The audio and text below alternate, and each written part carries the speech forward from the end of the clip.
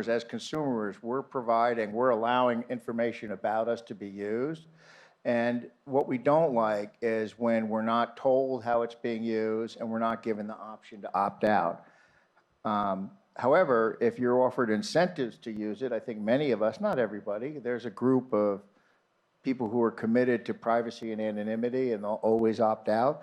But most of us, enough of us are comfortable as long as it's transparent and controllable and where we're compensated, that we're happy to exchange some of our personal information in return for something we see as value.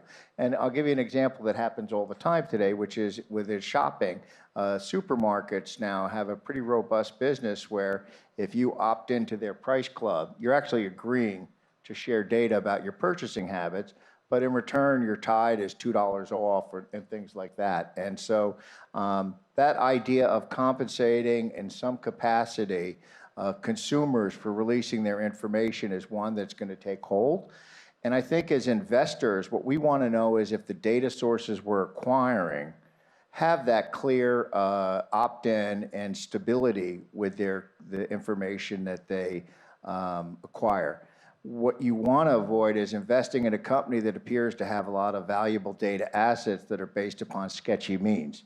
And I do know of a story of a major card company that acquired another company, and they discovered that the data was being obtained through, not the most integrity-driven approach. And so therefore they put a halt on all data collection at that subsidiary, and the value and the value of their investment decreased, as well as it created risk for their brand, which was worth, multiples of the acquired company. So you need to take care of consumers who are providing data, compensate them fairly in order to build a stable source of alternative data.